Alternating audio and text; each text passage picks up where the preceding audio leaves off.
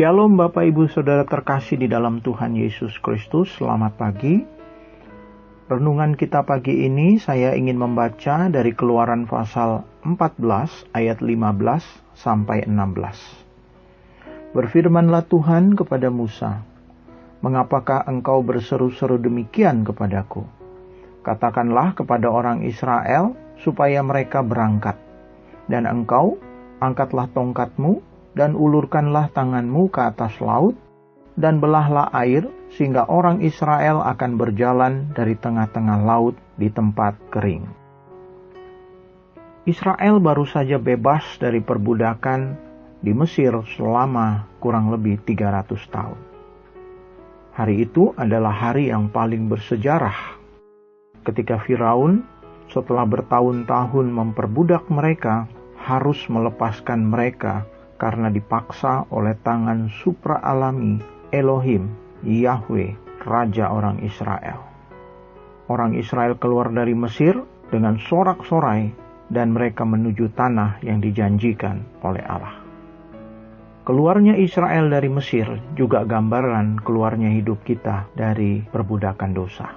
Dari kehidupan dalam dosa yang mungkin kita tidak pernah bisa menang. Dosa selalu lebih kuat daripada kita. Dan Allah lah yang lewat tangannya yang supra-alami melepaskan kita dari perbudakan dosa.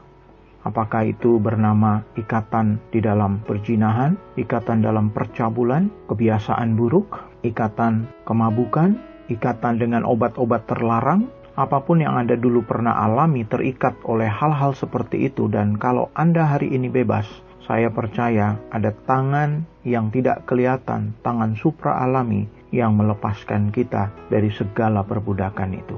Karena kita sudah mati oleh karena dosa, dan tidak mungkin dengan kekuatan sendiri kita bisa keluar dari perbudakan itu. Seperti bangsa Israel tidak mungkin keluar dari Mesir tanpa tangan Tuhan yang luar biasa tersebut. Setelah Israel berjalan beberapa lama di dalam kemenangan, sorak-sorai, sukacita yang tak terkatakan, sampailah mereka di tepi laut Tiberau. Masalah mulai datang dalam hidup mereka dan menghimpit hidup mereka. Ketakutan, kebingungan mulai melanda hidup mereka. Mengapa, saudara? Karena mereka berada di tepi laut. Mereka tidak tahu dengan apa harus melewati laut tersebut. Tidak ada kapal, tidak ada sampan, dan jumlah mereka begitu banyak sehingga tidak mungkin hanya sebuah kapal yang mampu membawa mereka untuk menyeberang. Mereka membutuhkan mujizat. Di sisi lain, ada tentara Mesir dengan perlengkapan kepersenjataan yang canggih sedang mengejar mereka, mendekat kepada mereka untuk membinasakan mereka sesuai dengan perintah Firaun yang rupanya tidak puas dengan cara Tuhan untuk melepaskan orang Israel. Dalam keadaan seperti itu, Israel mulai bersungut-sungut kepada Tuhan.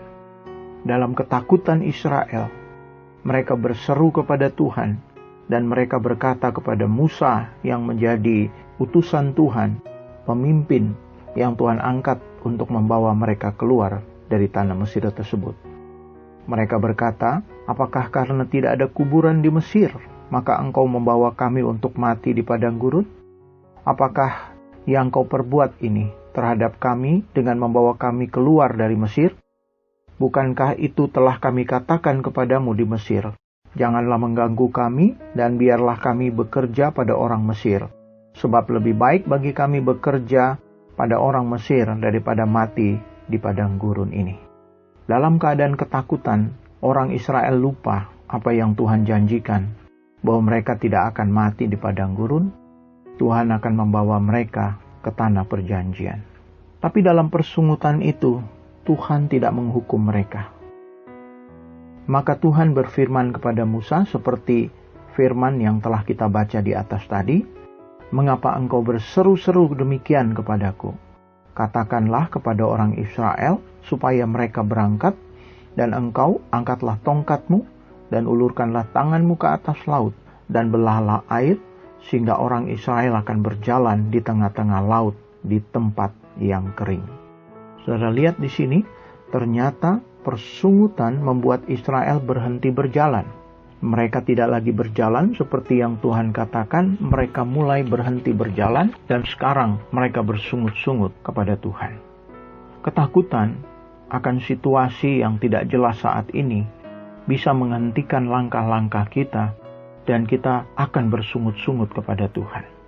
Mungkin kita menyesal mengikut Tuhan, mungkin kita marah kepada Tuhan, dan itulah yang terjadi kepada bangsa Israel. Persungutan Israel membuat perjalanan mereka berhenti sejenak. Waktu Anda bersungut, sebenarnya Anda sedang berhenti berjalan dengan iman. Anda sedang berhenti berjalan mempercayai Tuhan, karena Anda melihat situasi yang mungkin sangat sulit, yang tidak mungkin bisa Anda lewati. Tetapi perhatikan saudara, Tuhan berkata kepada bangsa Israel, mereka harus tetap berjalan, jangan diam. Dan Tuhan menyuruh Musa mengangkat tongkatnya untuk mengulurkan tangannya membelah laut. Ya, rasa takut, cemas, khawatir, melihat situasi yang tidak menentu dapat menghentikan percaya kita, membuat kita akhirnya bersungut-sungut bahkan menyalahkan pemerintah, siapapun. Namun Allah menyuruh kita tetap berjalan, tetap percaya. Ia yang memulai pekerjaan baik akan meneruskannya. Dia tidak meninggalkan kita, kata Filipi 1 ayat yang ke-6. Mari kita perhatikan di sini. Ketika bangsa Israel mulai berjalan, ketika mereka mulai berjalan dengan iman, laut terbelah. Menarik saudara, Tuhan tidak menyuruh mereka menunggu laut terbelah, tapi Tuhan menyuruh mereka berjalan, dan sementara mereka berjalan, laut terbelah. Artinya apa untuk kita? Jangan berhenti percaya, jangan berhenti untuk taat, jangan berhenti untuk memuji Tuhan, jangan berhenti untuk mengatakan bahwa Tuhan itu baik, memujinya, katakan haleluya. Mujizat akan terjadi pada saat Anda mulai melangkah dengan iman. Mulai Anda melangkah dan mempercayai Tuhan. Dalam keadaan ini jelas sekali saudara, bahwa mujizat menunggu kita untuk melangkah. Bahwa ketika kita melangkah, mujizat berjalan beriringan dengan kita. Ketika kita melangkah, Tuhan melangkah membuat mujizat bagi kita. Jadi janganlah bersungut-sungut, janganlah berhenti melangkah atau percaya kepada Tuhan. Fokuskan mata Anda kepada Tuhan, karena Dia berjanji, Dia sekali-kali tidak akan pernah meninggalkan kita, melupakan kita. Dan ketika Anda tetap melangkah, berfokus kepada Yesus yang baik, Dia masih tetap membuat mujizat. Dia akan melakukan hal-hal yang ajaib, yang belum pernah Anda pikirkan, Anda lihat, dan Anda akan alami itu. Dan itu akan menjadi pengalaman pribadi Anda bersama Tuhan, yang mungkin Anda tidak akan lupakan itu seumur hidup.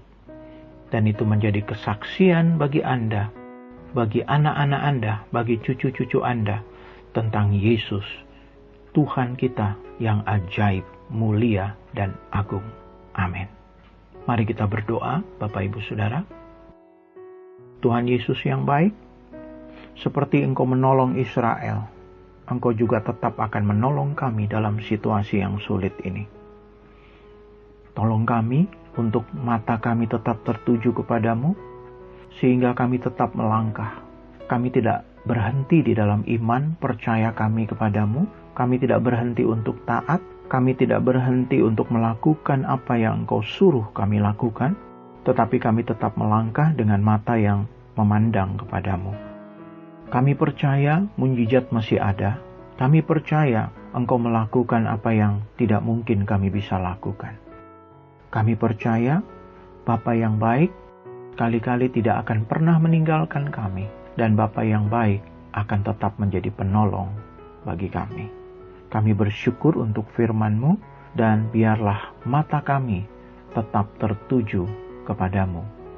Bawa kami Tuhan, melewati situasi yang sulit ini sebagai orang yang menang. Karena Engkau janjikan kepada kami lebih dari pemenang. Di dalam nama Yesus Tuhan dan Juru Selamat, kami berdoa. Amin.